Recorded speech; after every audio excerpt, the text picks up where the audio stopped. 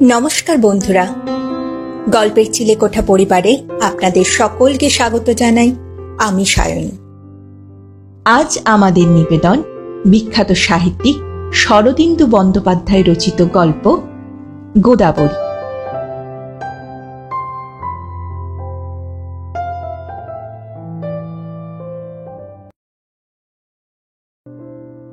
পুনার বাঙালিরা রামকানাই বাবুকে একঘরে করেছে। বারোয়ারি পুজোয় চাঁদা আদায় করা ছাড়া তার সঙ্গে কোনো সম্পর্ক রাখে না। বছর 10 আগে প্রথম যখন আমি পুনায় আসি, তখন রামকানাই বাবুর সঙ্গে পরিচয় হয়েছিল। আমি নবাগত, তিনি একঘরে। দুজনেই বিকেলবেলা পেশোয়া পার্কে গিয়ে বসতাম। প্রথমে দূর থেকে পরস্পরের দিকে আর চোখে তাকাতাম। ধুতি পরার ধরন দেখে দুজনেই দুজনকে বাঙালি বলে চিনতে পেরেছিলাম। তারপর আমি যেচে আলাপ করলাম। তিনি যেন স্বর্গ হাতে পেলেন।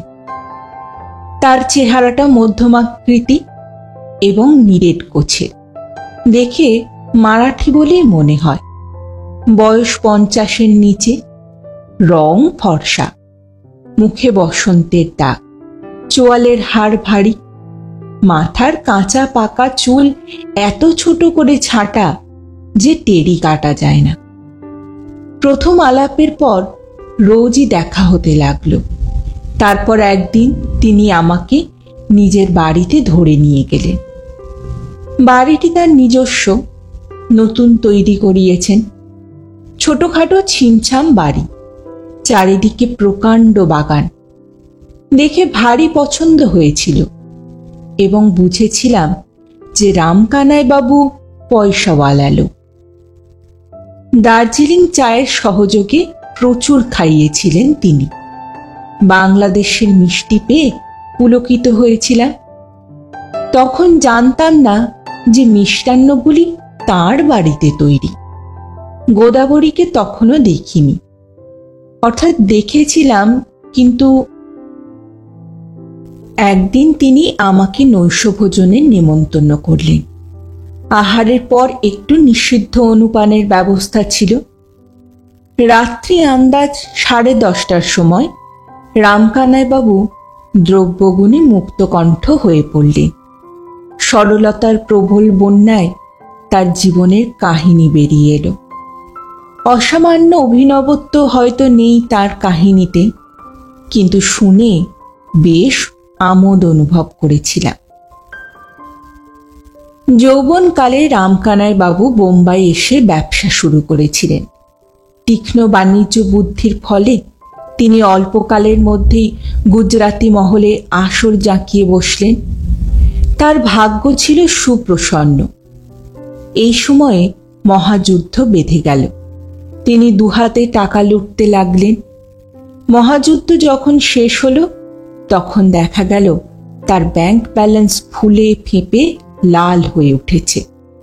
কিন্তু ব্যাংক ব্যালেন্স যে পরিমাণে ফাঁপল, রামকানাই বাবুর শরীর সেই পরিমাণে চুপসে গেল।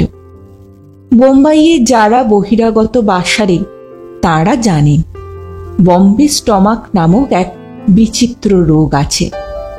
এই রোগ যাকে ধরে, তার খেয়ে সুখ নেই, ঘুমিয়ে সুখ নেই, জেগে সুখ নেই।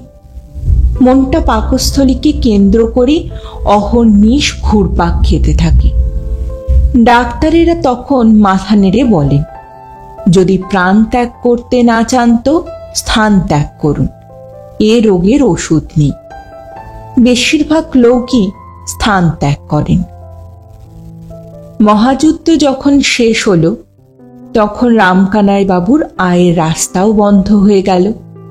তিনি ভাবলেন, দূর ছাই, টাকা তো অনেক রোজগার করেছি, আর বেশি রোজগার না করলেও বাকি জীবনটা সুখে স্বাচ্ছন্দ্যে কেটে যাবে, আর প্রাণটা রক্ষা করা এখন দরকার। তিনি এক জ্যোতিষীর সঙ্গে দেখা করতে গেলেন। জ্যোতিষী মহাশয় রামকানাই বাবুর কোষ্ঠী দেখে ভারী খুশি।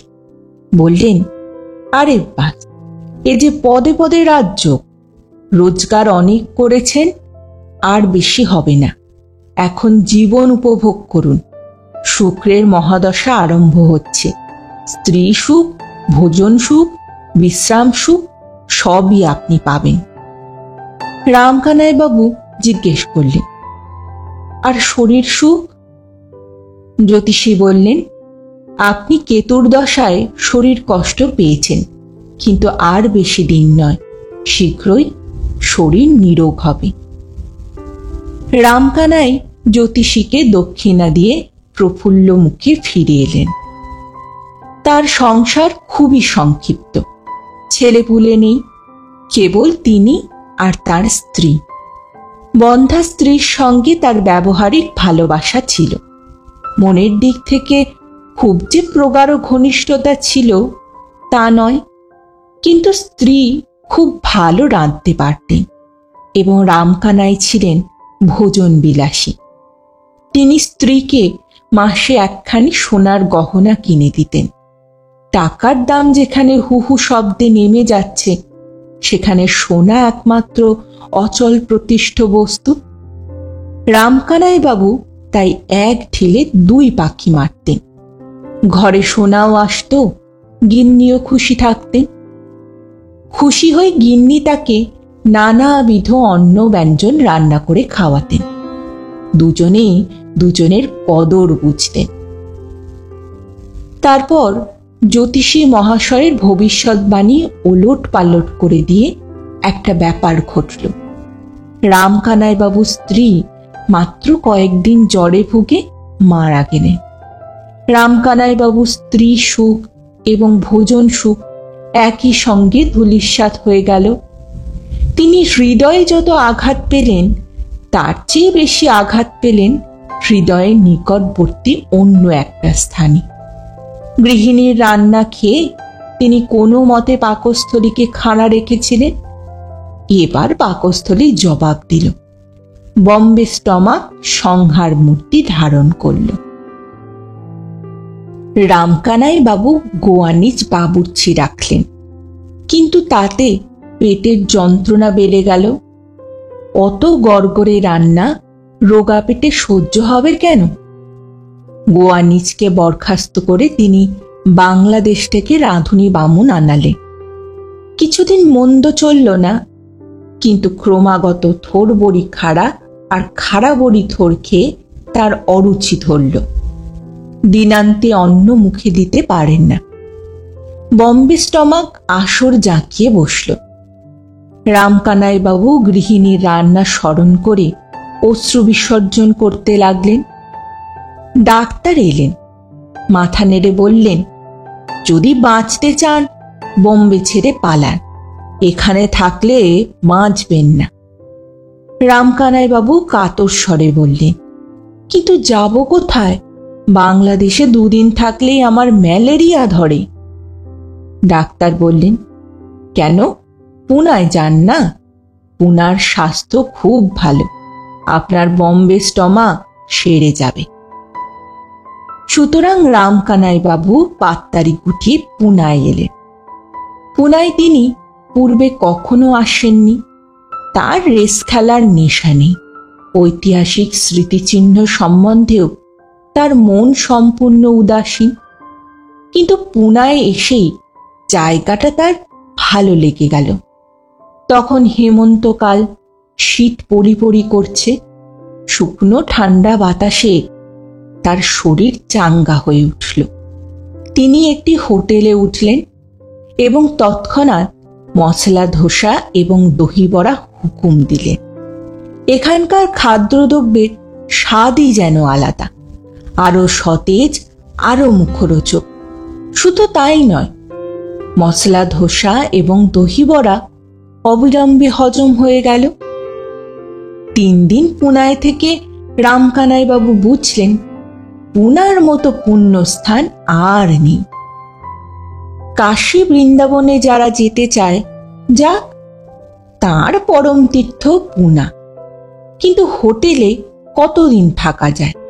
হোটেলের খাবার প্রথম 2-4 দিন মন্দ লাগে না, কিন্তু ক্রমে অসহ্য হয়ে ওঠে। হোটেলের একটি ঘরে আবদ্ধ থাকা কারাবাসের স্বামী। অতএব চটপট একটা ব্যবস্থা করা দরকার। রামকানাই বাবু কর্মতৎপর লোক। তিনি মহা উৎসাহে লেগে গেলেন। পুনার পূর্ব দক্ষিণ প্রান্তে শঙ্কর শেঠ রোড নামের রাস্তা আছে। সেখানে একটু নিরিবিলি দেখে 2 বিঘা মাপের একখণ্ড জমি কিনে ফেললেন। তারপর প্ল্যান তৈরি করে কর্পোরেশন থেকে প্ল্যান স্যাংশন করিয়ে কাজ আরম্ভ করে দিলেন।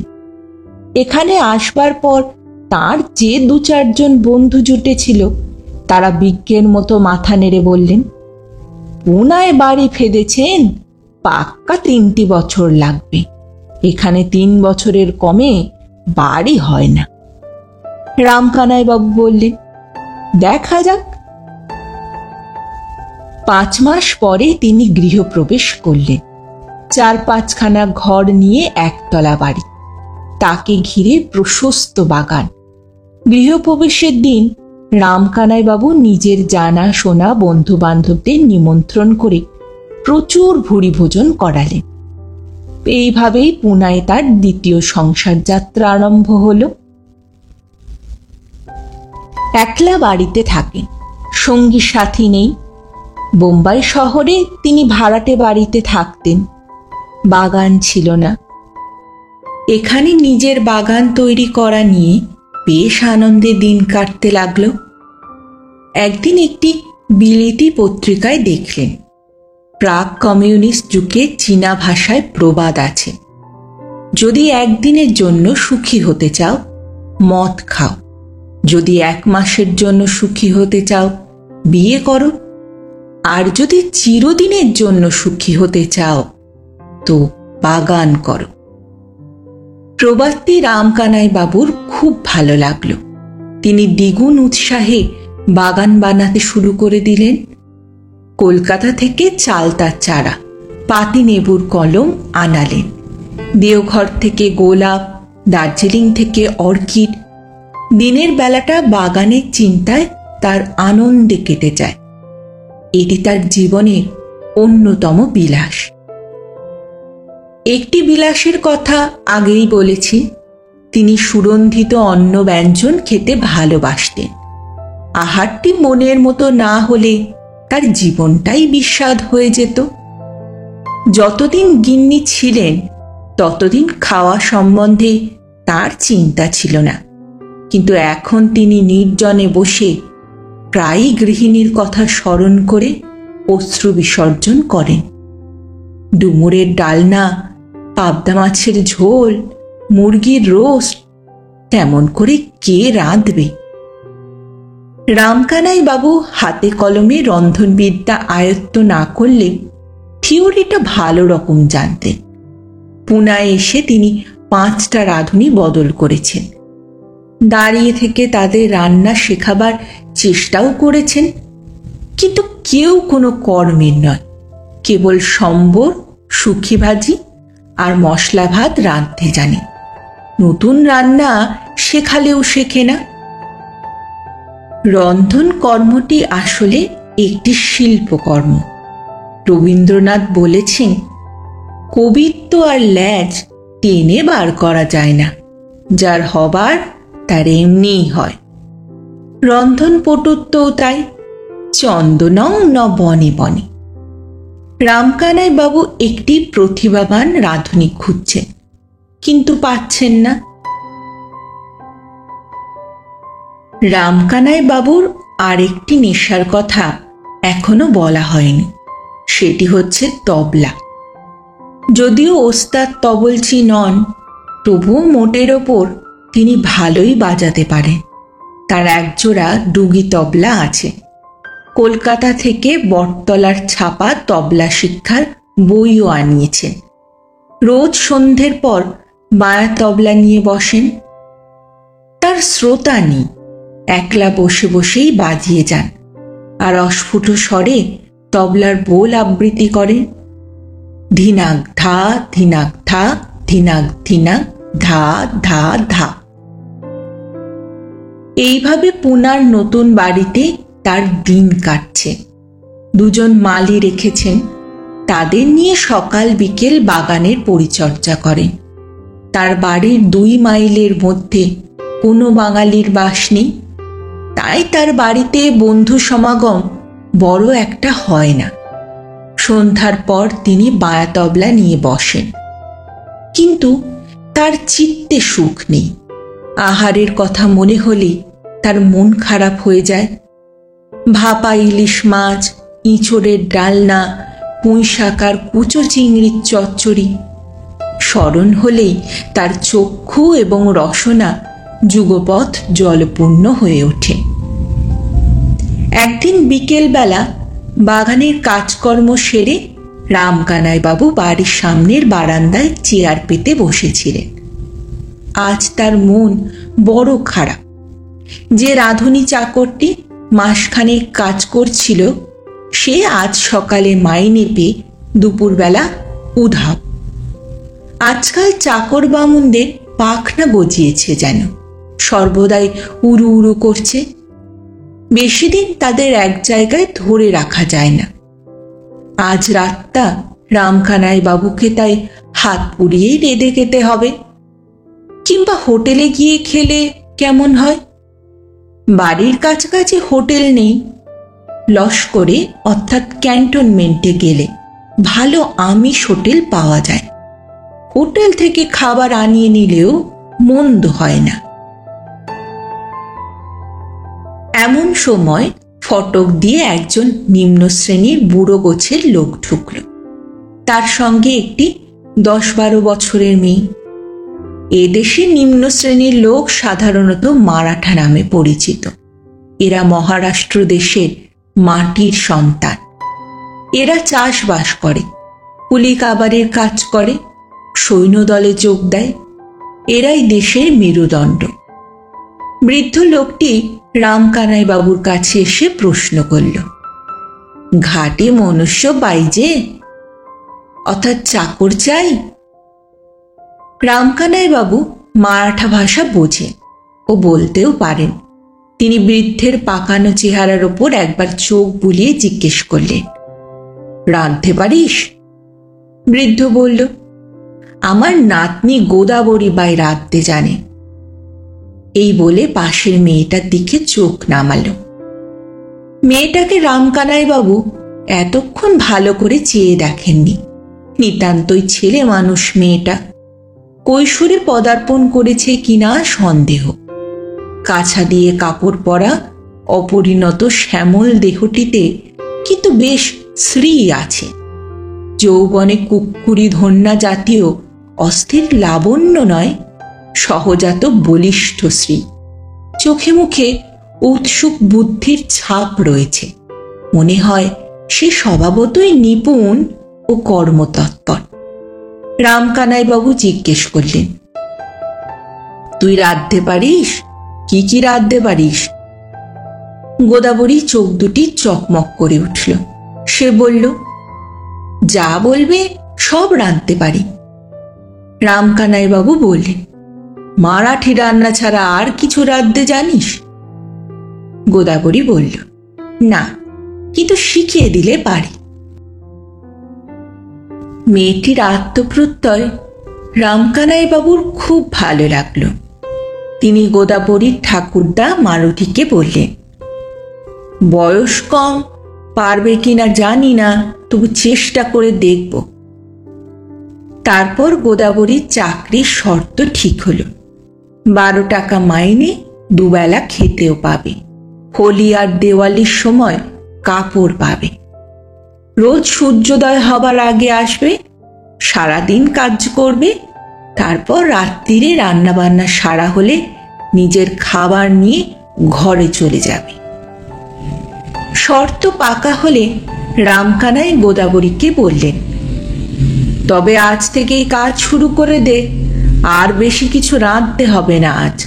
জোয়ারের ভাকরি, আমটি, কদবেলের চাটনি আর মাটন। বেশি ঝাল দিবি না। কাল থেকে তোকে বাংলা রান্না শেখাবো। আয়, তোকে রান্নাঘর দেখিয়ে দিই। মালতী সামনের বারান্দায় উপুর হয়ে বসে রইল।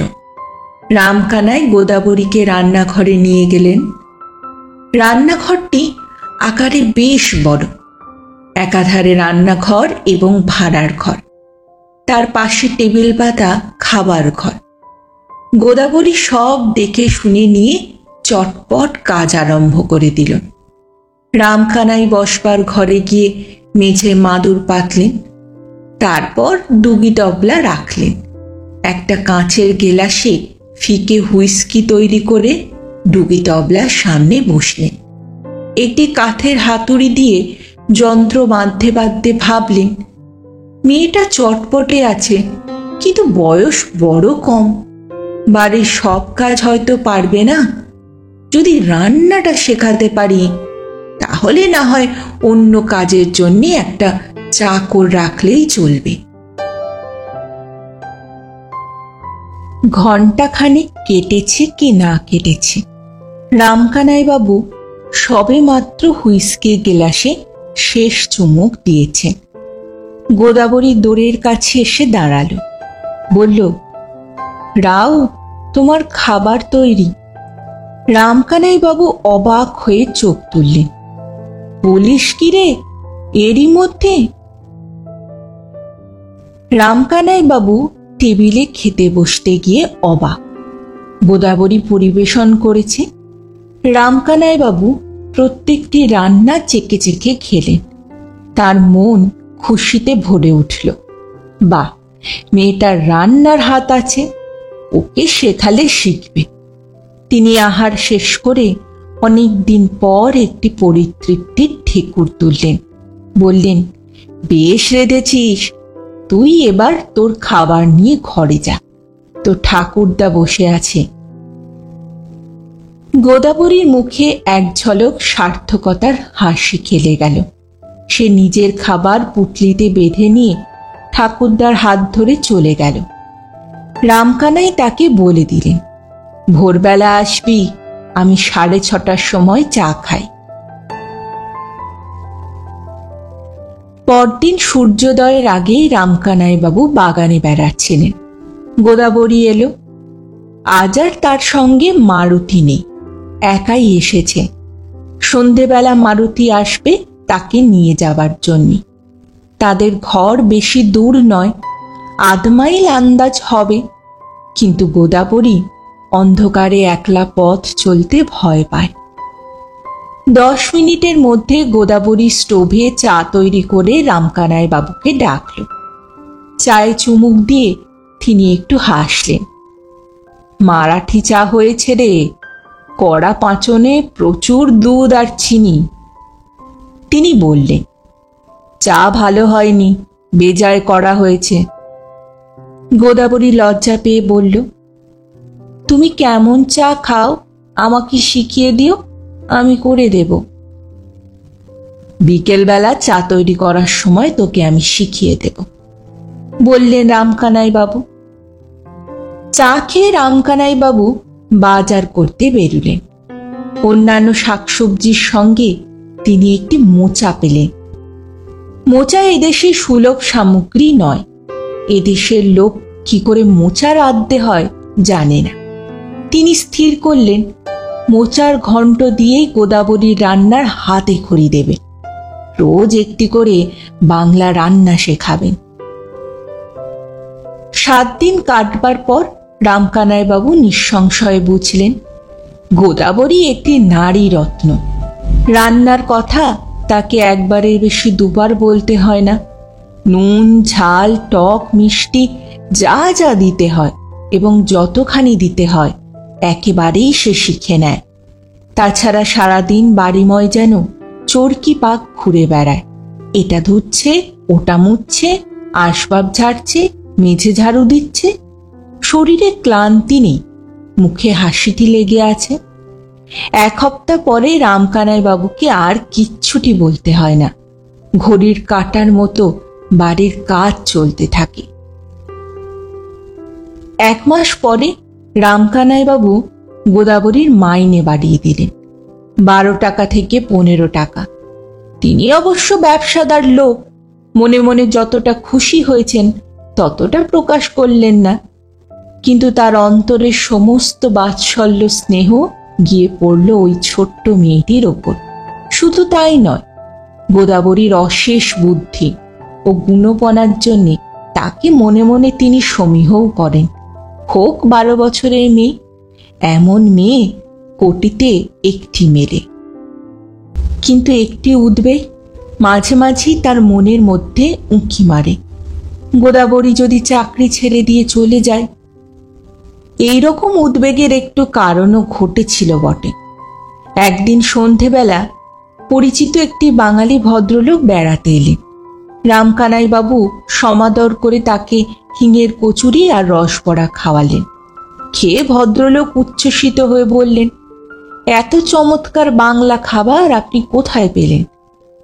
রামকানাই বাবু তখন সগর্বে গোদাবরীকে ডেকে দেখালেন, এই মেয়েটা তৈরি করেছে। ভদ্রলোক কৌতূহলী হয়ে গোদাবরী সম্বন্ধে নানান প্রশ্ন করলেন। তিনিও সরলভাবে উত্তর দিলেন।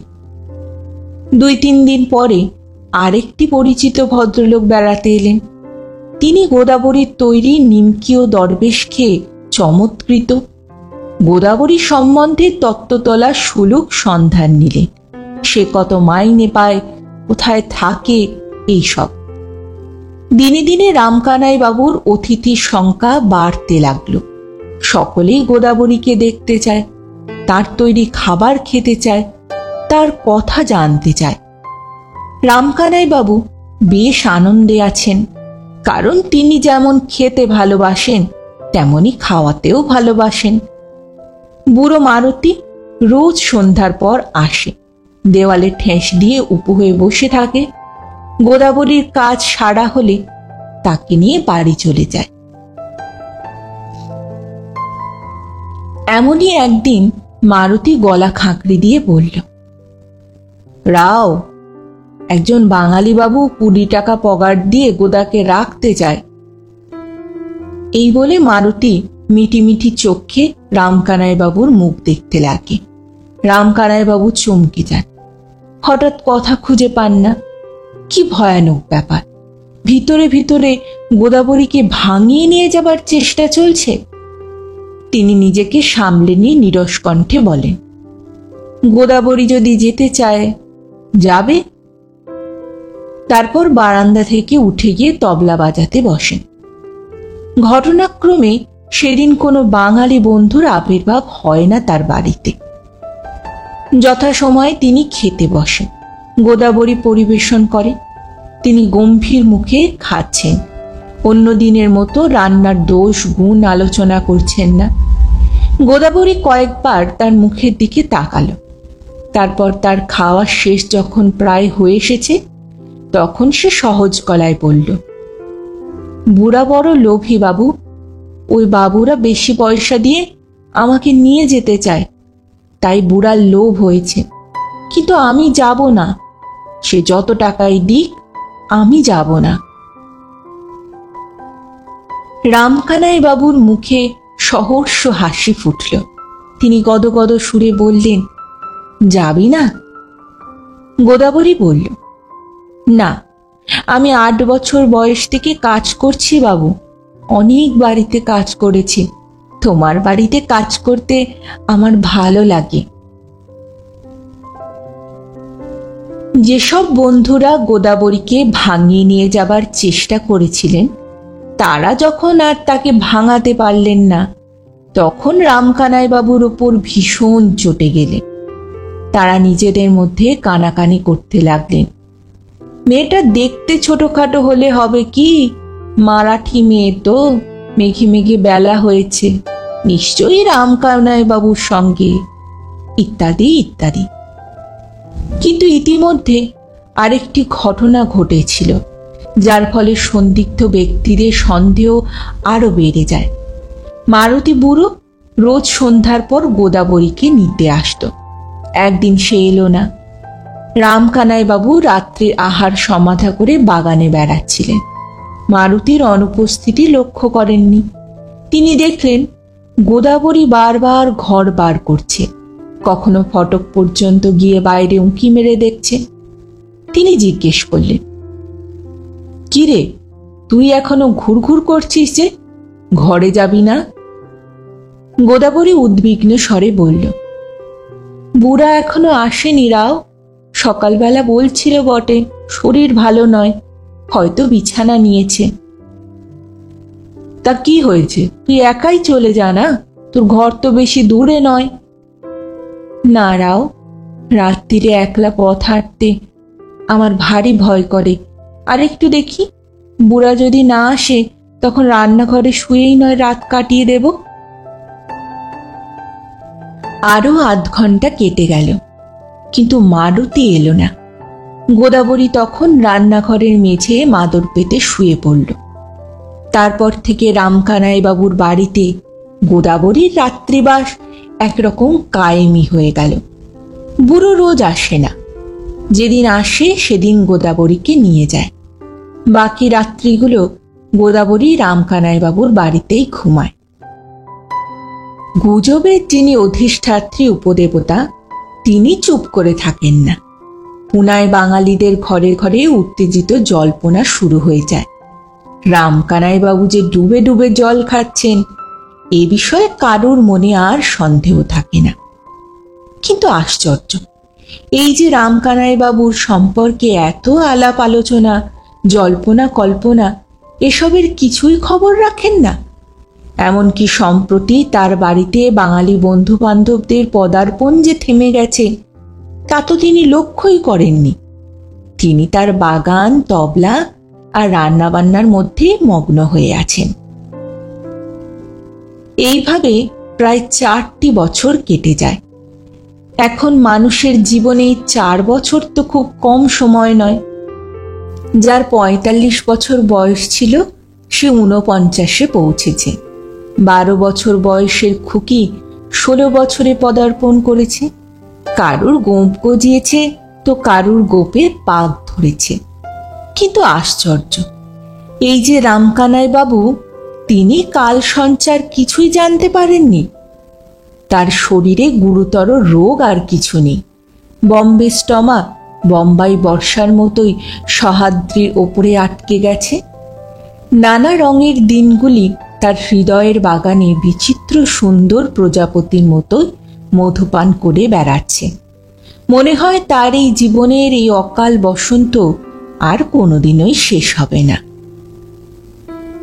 গোদাবরী 16 বছরে পা দিয়েছে। মেয়েদের পক্ষে 16 বছরে পা দেওয়া সামান্য নয়, কিন্তু গোদাবরী যেন নিজের অজ্ঞাত সারেই ষোড়শী হয়ে উঠেছে। তার শরীর একটু লম্বা হয়েছে, একটু পরিণত হয়েছে, চোখের দৃষ্টিতে একটু গভীরতা এসেছে। সে নিম্ন শ্রেণীর মেয়ে, কিন্তু তার মন প্রসারশীল। অবস্থান্তরের সঙ্গে সে দিব্য মানিয়ে নিয়েছে। এছাড়া সে যেমনটি ছিল এখনো ঠিক তেমনটি আছে। হঠাৎ একদিন শান্ত রসাস্পদ তপবনে বিঘ্নরাজের আবির্ভাব হলো। নানা রঙের দিনগুলি চৈতালি ঘূর্ণির মুখে উড়ে যাবার উপক্রম হলো। একদিন দুপুরবেলা খেতে বসে রামকানাই বাবু লক্ষ্য করলেন গোদাবরীর মুখ ফুলো ফুলো, চোখ ছলছল করছে।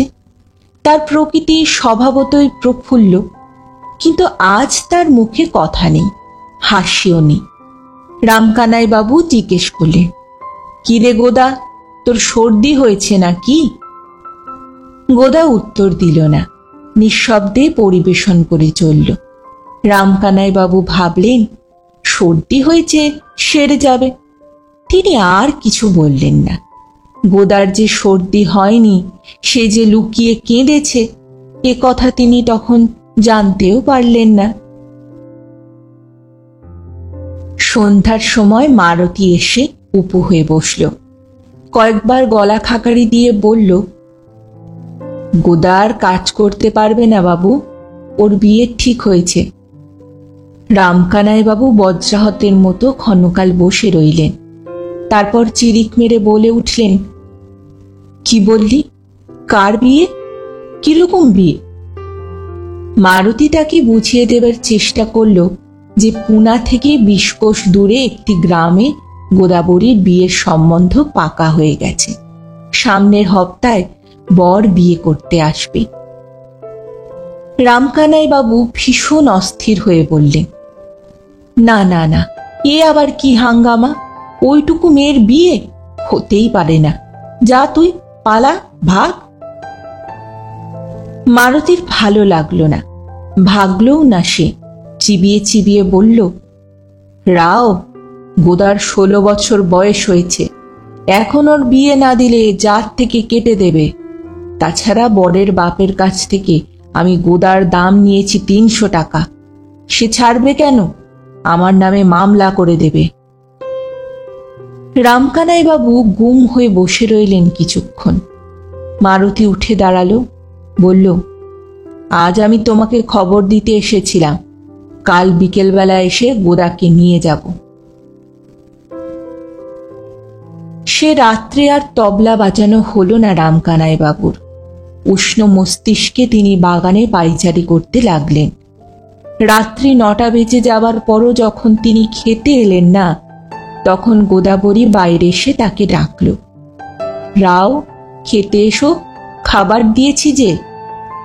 রামকানাই বাবু হঠাৎ তেরিয়া হয়ে বললেন, আমি খাবো না, খিদে নেই, বলে নিজের বিছানায় গিয়ে লম্বা হয়ে শুয়ে পড়লেন। গোদাবরী তার পায়ের কাছে এসে বসল, পায়ের উপর হাত রেখে বলল, খাবে চলো রাও, সব ঠান্ডা হয়ে যাচ্ছে। রামকানাই বাবু ধর্মরিয়ে বিছানায় উঠে বসলেন, আঙুল তুলে বললেন, দেখ গোদা, তুই যদি আমায় ছেড়ে চলে যাস, তাহলে আমিও পুনা ছেড়ে চলে যাব। গোদাবরী হঠাৎ ঝরঝর করে কেঁদে ফেলল। বুঝে যাওয়া গলায় বলল, আমি কি করব রাও? আমি তোমাকে ছেড়ে যেতে চাই না, বিয়েও করতে চাই না, কিন্তু জাতের লোকেরা যে নানান কথা বলছে। কথাটা রামকানাইয়ের কানে খোঁচা দিল। তিনি ভ্রুকুটি করে বললেন, কি বললি? নানা কথা বলছে? কি কথা বলছে শুনি? গোদাবরী অন্যদিকে মুখ ফিরিয়ে বলল, সে তোমার শুনে হবেটা কি? তার মুখের লজ্জা দেখে বোঝা যায় সে আর নেহাত ছেলে মানুষটি নেই, জ্ঞান বুদ্ধি হয়েছে। রামকানাই বাবু সিংহ বিক্রমে লাফিয়ে খাট থেকে নামলেন, হুঙ্কার ছেড়ে বললেন, কি ছোট মুখে বড় কথা? আমার নামে, আমাদের নামে কলঙ্ক? কে বলেছে এ কথা বল তুই? কচাং করে তার মুন্ডু উড়িয়ে দেব আমি। কিছুক্ষণ এইভাবেই দাপাদাপি করলেন তিনি। শেষে ক্লান্ত হয়ে বললেন, এখন উপায় কি গোদা? গোদাবরী বলল, উপায় তো কিছু নেই রাও, বিয়ে তো আমায় করতেই হবে। রামকানাই বাবু আবার গরম হয়ে উঠলেন, বিয়ে করতে হবে? এ কি মগের মুলুক নাকি? তুই সাবালক হয়েছিস? এই পর্যন্ত বলে তিনি হঠাৎ থেমে গেলেন। তার মাথায় অ্যাটম বোমার মতো একটি প্রচণ্ড আইডিয়া বিস্ফোরিত হলো। তিনি কিছুক্ষণ ফ্যালফ্যালে চোখে চেয়ে থেকে বললেন, গোদা। তার গলার স্বর যেন সব ফুরিয়ে এসেছে। শঙ্কাকম্পিত স্বরে গোদাবরী বলল, কি? রামকানাই বাবু খুব খানিকটা নিঃশ্বাস টেনে নিয়ে বলতে আরম্ভ করলেন, আমাকে তুই বিয়ে করবি গোদা? আমার বয়স হয়েছে, কিন্তু এখনো অনেক দিন বাঁচব। আমার টাকাও আছে অনেক, সব তুই পাবি। করবি আমাকে বিয়ে? গোদা খাটের পাশে যেমন বসেছিল তেমনটি বসে রইল। তারপর বিছানার ওপর উপুর হয়ে পড়ে কাঁদতে লাগলো। রামকানাই বাবু ভ্যাবাচাকা খেয়ে বললেন, তাহলে তুই রাজি নয়? গোদা চোখ মুছে উঠে দাঁড়ালো, ধরা ধরা গলায় বলল, আমাকে তাড়িয়ে দিলেও আমি এ বাড়ি থেকে নড়ব না রাও, এসো। সে রামকানাইকে পাশ কাটিয়ে রান্নাঘরের দিকে চলল। রামকানাই বাবু মহা আনন্দে তার পিছু নিলেন। বলতে বলতে চললেন, এ বাড়ি থেকে তোকে তাড়ায় কার সাধ্যি? ব্যাস, তুই যখন রাজি, তখন আর কাকে ভয়? কালই আমি সব ঠিক করে ফেলছি। আর দেরি নয়, বিলম্বে কার্যহানি। খুব খিদে পেয়েছে রে গোদা, এবেলা কি কি রেঁধেছিস বল দেখি। রামকানাই বাবু করিত কর্মালো। পরদিন সকালে উঠেই তিনি উকিলের বাড়ি গেলেন। বিকেলবেলা মারুতি গোদাবরীকে নিতে এলো। দেখল পুরোহিত, উকিল, সাক্ষী সকলের সামনে রামকানাই ও গোদাবরীর বিয়ে হচ্ছে। মহারাষ্ট্র দেশে দিনের বেলা বিয়ে হয়। বিবাহ ক্রিয়া শেষ হলে রামকানাই বাবু মারুতির হাতে 1000 টাকা দিয়ে বললেন, এই নে গোদাবরীর কন্যাপণ। মারাঠি উকিল মহাশয় রসিদের ওপর মারুতির টিপসই নিলেন। মারুতি 1000 টাকা পেয়ে এমন বোকা বনে গেল যে আপত্তির একটি কথাও তার মুখ দিয়ে বেরুল না। রামকানাই বাবু সুখে আছেন, গোদাবরী তাকে সুখে রেখেছে। কবি গেয়েছেন, রমণীর মন সহস্র বর্ষের সাধনার ধন, আবার না চাইলেও তাকে পাওয়া যায়। রামকানাই বাবুর জীবনে প্রার্থনীয় আর কিছু নেই। এইভাবেই যদি বাকি দিনগুলি কেটে যায় তবে মন্দ কি? ডুগি তবলা বাজাতে বাজাতে মাঝে মাঝেই তার সেই জ্যোতিষীর কথা মনে পড়ে। স্ত্রী সুখ, ভোজন সুখ, বিশ্রাম সুখ। জ্যোতিষীর কথা মিথ্যে হয়নি।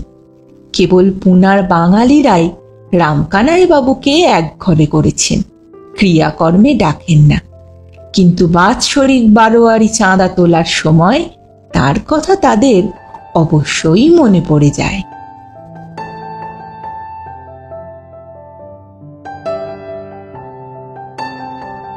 শুনছিলেন আজকের গল্প শ্রী শরদিন্দু বন্দ্যোপাধ্যায় রচিত গোদাবরী।